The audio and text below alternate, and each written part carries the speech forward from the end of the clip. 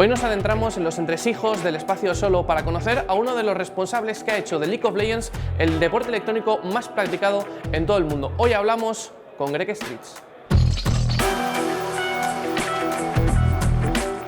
If I don't know the answer, I'll try to make something up. Sound good?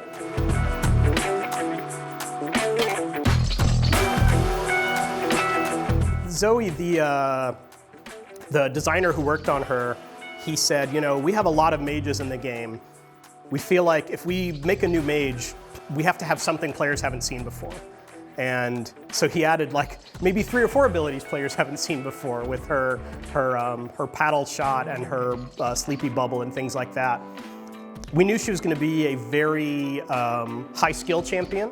We had released some champions recently that we thought were more generally accessible, a little easier to play, and it was time to release a champion with big plays, something that streamers and pros would have a lot of fun with. The core developers who work on a champion is a designer, an artist, and a narrative, so the writer who will ultimately write their backstory and their voiceover lines. A champion can come from any of those 3 disciplines initially. Sometimes, a character like Jinx, we made Jinx because the artist made a picture and said, let's make this character, and we're all like, yeah, that character looks awesome, we should totally make her.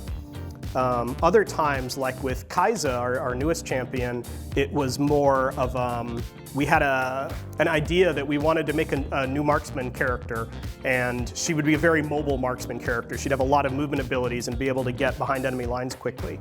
And so that started out as a design need, and when these characters are being play tested early on, sometimes the designers will just take a champion that kind of feels similar and just use their art. So a lot of marksmen look like Ezreal early on as we're play testing until we really get a feel for how that character should work.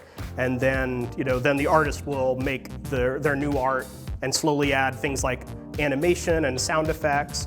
And very late in the process, we will write the voiceover lines, then find an actor, and we use actors around the world, so we have different languages to represent that character in game. And then the whole thing comes together, we ship it. Often we have to make adjustments after we ship it, like I said.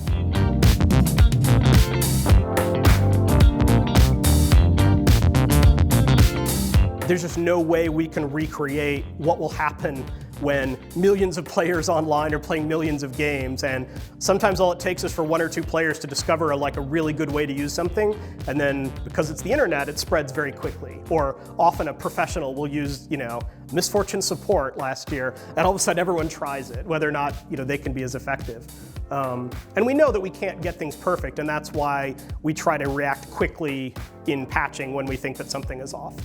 It's always a challenge because if you look at fighting games, like Street Fighter or Smash Brothers, one of the things about those communities is they always feel like it's up to the players to solve a problem. When there's a problem in the game, it's up to the players to come up with a solution for it and a counter strategy. And that's very different from the way a MOBA like League of Legends works when something goes wrong, and often the expectation is, okay, the developers have to jump in and react quickly.